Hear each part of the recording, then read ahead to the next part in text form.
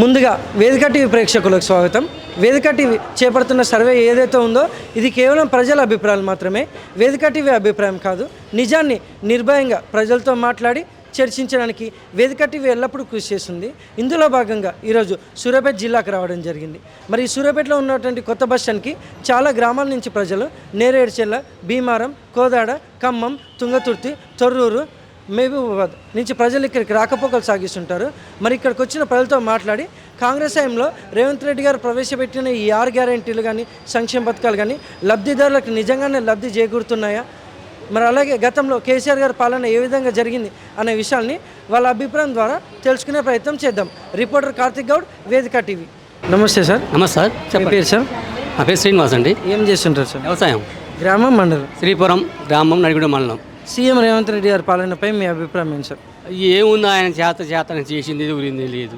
Bus free bus పోయింది. ఈ road మాపినాడు, మాపి ఇచ్చుని పోయిన పోతుంది. 6 గ్యారెంటీలు ఏది అమలు కాలేదు. ఏం సుఖం చేసి ఒకసారి గెలిపిస్తే ఈ పని చేసిండు. మళ్ళీ వచ్చేసారి ఈసారి సీజన్లో కేసీఆర్ సీఎం అవుతాడు. మా అన్నయ్య మళ్ళీ ఆయన చేసే పనులు మాకు చేసి పెడతాడు. రైతాంగాన్ని మాత్రం వెనక్కి వచ్చే చూపు చూడడు. అది అంతే. మరి గతంలో కేసీఆర్ గారి పాలన ఎలా ఉంటుంది సార్? కేసీఆర్ పాలనలో ₹1,00,000 మాపని చేసిండు. ₹1,00,000 మాపని నాకు చేసిండు. రైతాంగాన్ని పింఛన్ ఇచ్చిండు. దళిత బంధువు ఎకరానికి ₹5,000 ఇస్తామని చెప్పిండు. 4,000 ఇచ్చిండు. ఇది రేవంత్ రెడ్డి 6,000 అని ఇచ్చిండు. ఏమి ఇచ్చిండు ఇవ్వలేదు. నాకు బ్యాంక్ మాపిడు కాలే. మాపి వస్తున్నాను, నేను వస్తున్నాం, తీసుకున్నాం. మాకు ఏం సుఖం లేదు.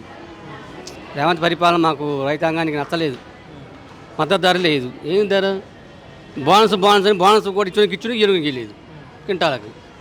అది రేవంత్ పరిపాలన మాకు రైతాంగానికి నచ్చదు. ఇంకో రాబోయే రోజుల్లో రేవంత్ రెడ్డిని దిపడం ఖాయం రైతులు. Okay, thank you sir.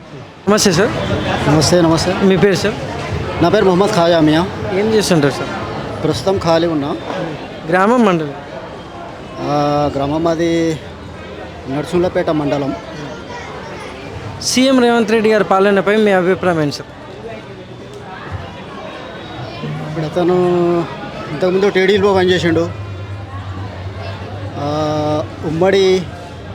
ఉమ్మడి ఆంధ్రప్రదేశ్లో అతను బాగా చంద్రబాబు నాయుడు గారు బాగా సహకరించిండు. పోతే ఇంకోటి ఏంటంటే పార్టీ మాడి కాంగ్రెస్లోకి రావడం,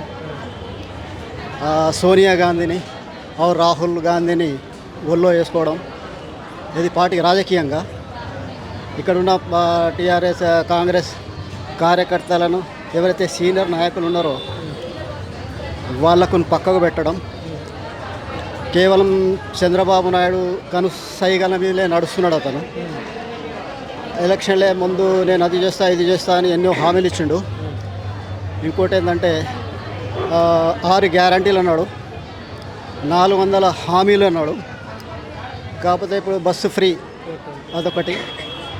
ఇంకోటి ఏంటంటే రుణమాఫీలో 2 లక్షల మాఫీ అన్నాడు, పూర్తి అందరికీ జరగలేదు. అది ఇందిరమ్మ ఇళ్ళ పథకం అన్నాడు, అది కనీసానికి అది 3 నెలల నుంచి ప్రాసెస్ నడుస్తున్నది. ఇప్పటి వరకు అది ఒక కొలిక్కి రాలేదు.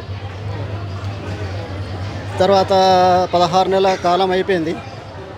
ఇంకోటి ఏంటంటే ఎవరైతే బీదోళ్ళు ఉన్నారో గరీబీ హటావో అని కాంగ్రెస్ వాళ్ళ నినాదం ఇది.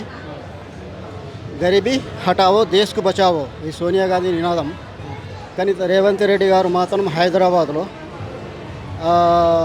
ఆ కట్టడాలు, అక్రమ కట్టడాలని మొత్తం బీదోళ్ళ ఇళ్ళు మొత్తం కూల్చేసిండు అతను. వాళ్ళ యొక్క ఆర్తనాదాలు, వాళ్ళ శాపనలు కంపల్సరీ తలుగుతాయి వారికి. ఇంకోటి అంతే, అభివృద్ధి విషయంలో ఇప్పటి వరకు హామీలను అతను ఆర్థిక ఇబ్బందుల వల్ల అతను ముందు. ఇంకోటి ఏంటంటే నేనేదో లంక బిందెలు ఉన్నాయని నేను వచ్చినాను కాబట్టి అటువంటి ఏం లేదు.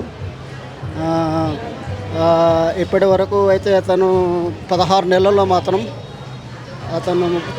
ఇంకోటి ఏంటంటే ఢిల్లీ అధిష్టానం ప్రతి విషయంలో కూడా ఢిల్లీ అధిష్టానం పోవడం, అక్కడ సలహాలు తీసుకోవడం, వాళ్ళు చెప్పినట్టే వినడం. అంటే స్టేటు తెలంగాణ పోరాటం చేసుకొని ఏర్పాటు చేసుకున్న తెలంగాణ కాబట్టి మరి జాతీయ పార్టీ కాబట్టి ప్రతి విషయంలో జాతీయ పార్టీ వాళ్ళ నాయకులను కలవడానికి పోవటం, చేయటం, రావటం, దీంట్లో చాలా ఆలస్యం అవుతుంది. అభివృద్ధి సంక్షేమ పథకాలు మాత్రం టోటల్గా కుంటుపడిపోయినాయి.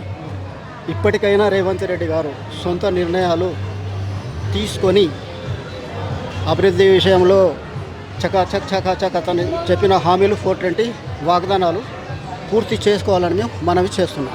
మరి గతంలో కేసీఆర్ గారి పాలనపై మీ అభిప్రాయం ఏంటి సార్? కేసీఆర్ పాలనకు ప్లస్ ఈ రేవంత్ రెడ్డి గారి పాలనకు, కాంగ్రెస్ పాలనకు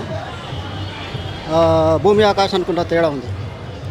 కేసీఆర్ పాలనలో ఉద్యమాలు చేసి 14 సంవత్సరాలు పోరాటం చేసి రాష్ట్రాన్ని సాధించి 10 సంవత్సరాలు 9 సంవత్సరాలు అభివృద్ధి సంక్షేమంలో ముందుకు పోతూ ముఖ్యంగా కరెంటు విషయం కానీ నీళ్ళ విషయం కానీ ఈ రెండిట్లో అతను చాలా తొందరగా ఇది కంప్లీట్ చేసిండు. బీడుబడ్డ భూములను మొత్తం బీడుబడ్డ భూములు అయితే ఎక్కడైతే ఉన్నాయో టోటల్గా వ్యవసాయానికి అనుకూలంగా తెచ్చిండు. అంతకుముందు బోర్లో ప్రతి విషయంలో ప్రతి వ్యవసాయ సాగు చేసే భూములలో కూడా నీళ్లు లేక చాలా ఇబ్బంది పడ్డారు.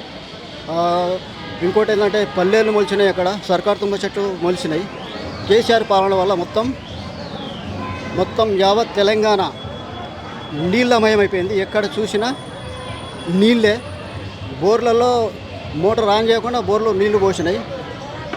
ఆ నీళ్ళ విషయంలో మాత్రం రైతులు చాలా వరకు వరి పంటలుగా నెంబర్ 1 స్టేట్గా తెలంగాణ రాష్ట్రం వెళ్ళింది. కానీ ఇప్పుడు కరెంటు కోతలు నీళ్ళ విషయాలులో చాలా ఇబ్బంది పడుతున్నారు. మళ్ళీ ఇంతకుముందు రాష్ట్రం ఏర్పాటు కాకముందు వ్యవసాయ రంగం ఏదో మళ్ళీ అదే విధంగా వచ్చింది. కాబట్టి కేసీఆర్ పాలన ప్రజలు ఏదో అనుకున్నారు మార్పు కావాలని. ఆ మార్పు తేవటం వల్ల మళ్ళీ తెలంగాణ రాష్ట్రం అభివృద్ధిలో మళ్ళీ 10 సంవత్సరాలు నెక్కకపోయింది. కాబట్టి ఇప్పుడు ప్రజలకు అర్థమైందంటే ఏదో రేవంత్ రెడ్డి గారు కాంగ్రెస్ ప్రభుత్వం జిమ్మిక్కులు చేస్తుంది, ఎత్తుగడలు వేస్తుంది, ఏదో అందలం ఎక్కిస్తుంది అనే ఉద్దేశంతో అనుగాని హామీలతోటి వాగ్దానాలు చేసి అతను రాజకీయంలోకి వచ్చిండు. కాబట్టి కేసీఆర్ నెంబర్ 1. ఇప్పటికీ ఎక్కడ చూసినా కేసీఆర్ని గుర్తు చేసుకుంటున్నారు. వృద్ధులు కానీ యువకులు కానీ వ్యవసాయ రంగం కానీ ఇప్పటికీ కేసీఆరే కావాలి మళ్ళీ అనే ఉద్దేశంతో కోరుకుంటున్నారు. Thank you sir.